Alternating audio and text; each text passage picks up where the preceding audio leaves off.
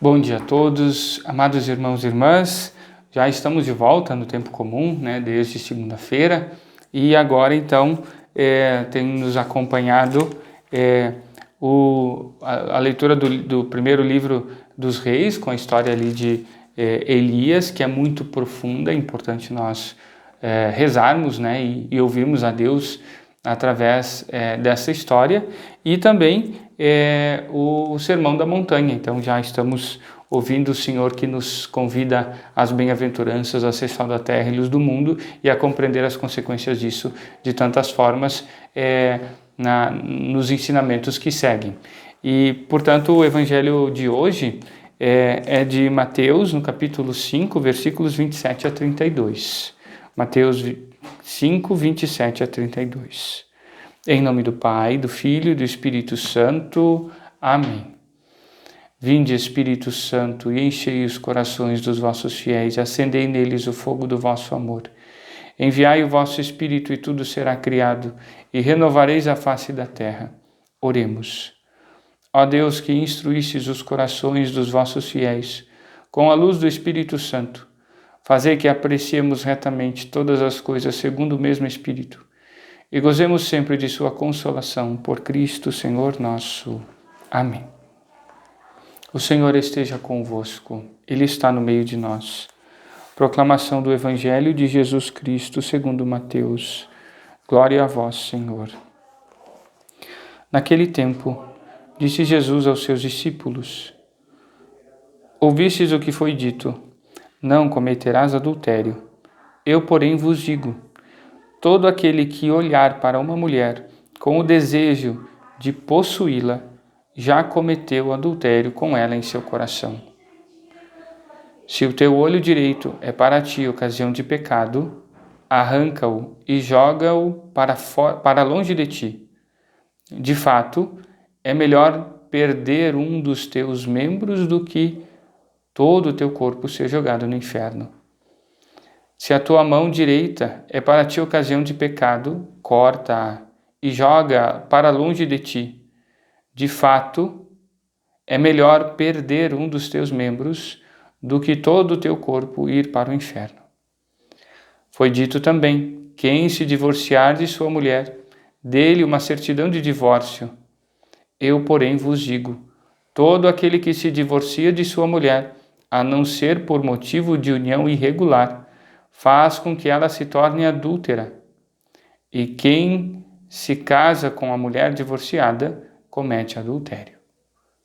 Palavra da salvação, glória a vós, Senhor.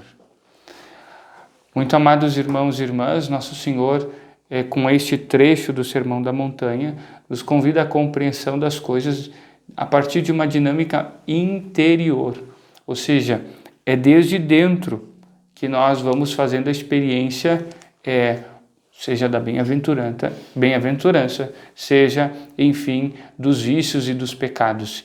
E, portanto, esse olhar de que fala Jesus, nós precisaríamos quase que compreender um pouco a psicologia do olhar, né? Em que sentido? O nosso olhar, ele quase precisa, o nosso olhar, a nossa inteligência, os nossos sentimentos, os nossos ouvidos, eles precisam ser como que programados, ou seja, dispostos e orientados para a apreciação do bem. Porque vejam só, nós não simplesmente escutamos, nós não simplesmente vemos, mas em nós tudo isso está envolvido e imerso numa perspectiva de juízo de valor. Em que sentido? Bom, eu vejo e vejo se é bom ou se é ruim. Eu vejo e escolho se quero ver ou não. Eu escuto e escolho se quero acolher ou não isso que eu escutei. Então, e aí a inteligência vai fazendo com que a gente vá percebendo aqueles ambientes, lugares e circunstâncias em que não convém ver, em que não convém ouvir, e assim por diante, em que não convém se interessar. E vejam só, este olhar, como o do Evangelho aqui, para a mulher com o desejo de possuí-la, né, é um olhar desordenado, ou seja, é um olhar que se serve uma curiosidade perniciosa, ou seja, ruim, né? Porque degrada o coração, que se presta, enfim, para um desejo que perturba a alma, perturba o coração e, consequentemente, ou seja, tem como reflexo disso a perturbação também nas relações. Ou seja, a gente vai se relacionando mal. Por quê? Porque o desejo ruim, a curiosidade ruim, vai como que condicionando o nosso modo de ser, de pensar e de fazer. Então, Nosso Senhor aqui nos chama a atenção para isso, né? E de uma forma muito madura, ou seja, sei que, infelizmente, nós hoje em dia não somos educados para isso, porque a gente está exposto a tudo que é tipo de imagem, de som, né? Nós não temos uma peneira, um crivo naquilo que ouvimos, muitas vezes, né? Naquilo que escutamos, e essa exposição indevida e exagerada, sim, de alguma maneira nos escraviza, nos expõe a ocasiões, como dizemos, objetivamente de pecado, né? E isso de nós exige, então, por um lado, a sabedoria de saber nos afastar de tudo quanto possível e necessário, por mais que isso seja custoso. E vejam só, aí nós entramos na segunda parte do Evangelho, né? Porque nessa dinâmica de, vejam, acolher de fora aquilo que corrompe o coração, porque nosso Senhor diz, já cometeu adultério com ela em seu coração. Então, ou seja, naquilo que nós acolhemos, né, e que corrompe o coração, nós precisamos empreender um combate, uma luta ferrenha, que é aquela de que fala Nosso Senhor na parte que segue aqui neste Evangelho. Vejam só, esta linguagem tão forte, arrancar o olho, arrancar, enfim, a mão direita, enfim, né? Isso quer dizer o quê? Né? Essa linguagem tão forte, ela nos aponta, na verdade, para a compreensão de que o que está em jogo aqui é muito sério, né? Um coração corrompido vai nos levar para o céu? Um desejo desordenado vai nos levar para o céu? Um olhar malicioso vai nos levar para o céu? E essa imagem do arrancar também é importante porque, vejam só, de alguma forma, esse esforço, que é quase como se de tirar um membro, né, nos faz perceber que arrancando esse olho, arrancando essa mão direita, no final das contas nós nos demos conta de que ela não era nossa. Ou seja, não pertence à integridade daquilo que somos. Aquilo que é arrancado para que seja preservada a nossa liberdade de nos relacionarmos com nosso Senhor, para que seja preservada a pureza, a limpeza da nossa consciência diante de Deus e do nosso entendimento das coisas de Deus, porque sim, a sensualidade, esse tipo de pecado e vício realmente perturbam e interferem diretamente na capacidade de a gente escutar as coisas que Deus nos fala.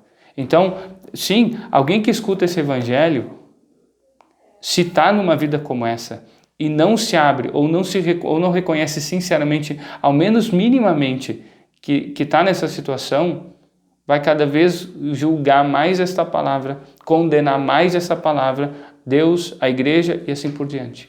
Então, esses pecados eles vão nos fechando. Deus vai tentando romper essas barreiras de todas as maneiras. Mas muitas vezes, justamente, se a gente não está disposto a como que arrancar o membro, né, tal é a força, a decisão e a coragem que temos que ter, muitas vezes nós não vamos conseguir.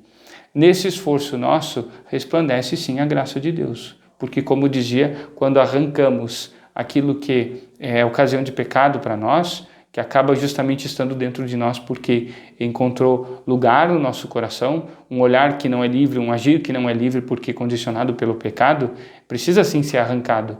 E quando nós arrancamos, resplandece sim a graça de Deus, que nos dá a liberdade dos filhos de Deus. Enfim, tantas coisas tão belas e tão importantes este Evangelho, este Sermão da Montanha quer nos trazer. E nós precisamos nos confrontar com essas coisas. Não podemos deixar que esses ensinamentos tão sérios e tão importantes passem batidos. Por fim, Nosso Senhor reafirma que o matrimônio ele é indissolúvel. Para o católico não existe divórcio. É necessário que aqueles que caminham para o casamento, que buscam o casamento, em primeiro lugar precisam entender que não é possível que dois católicos vivam senão como casados, senão através de uma bênção, de uma consagração especial, de uma inserção na aliança de Deus com o seu povo, do Senhor com o seu povo. Então, só vive nessa condição de vida devidamente aquele que busca a bênção e a graça de Deus, que não é um papel, que é uma condição de vida e de graça. Então, e é justamente por isso, e toda a dinâmica que essa graça traz para a vida, que justamente a coisa não pode ser desfeita. Um matrimônio consolidado, realizado em Deus, não pode ser desfeito.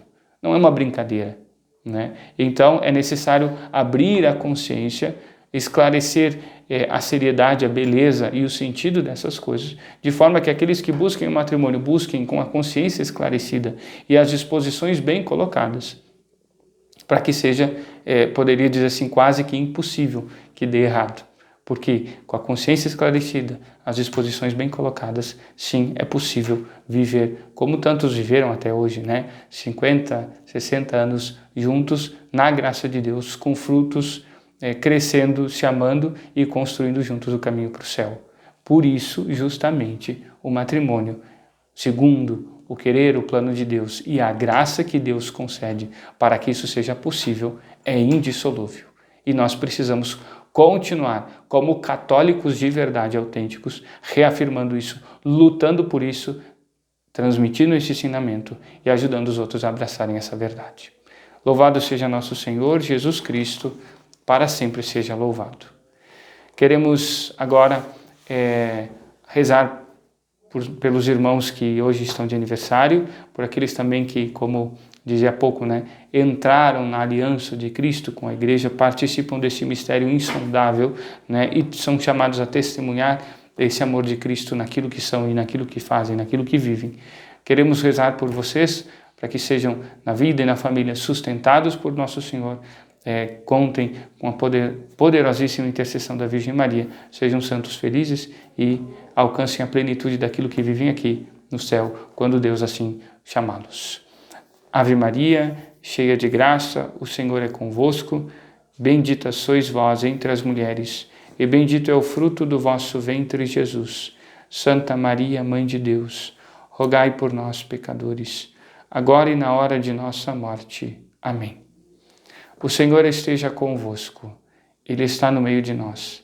Pela poderosa intercessão da Virgem Santíssima, nossa Mãe, de São José, seu esposo, de São Pedro, nosso padroeiro, desça e permaneça sobre vós, vossas famílias, vossos lares, vossos trabalhos e vossas atividades. A bênção de Deus Todo-Poderoso, Pai, Filho e Espírito Santo. Amém. Tenham todos um abençoado dia. Fiquem com Deus.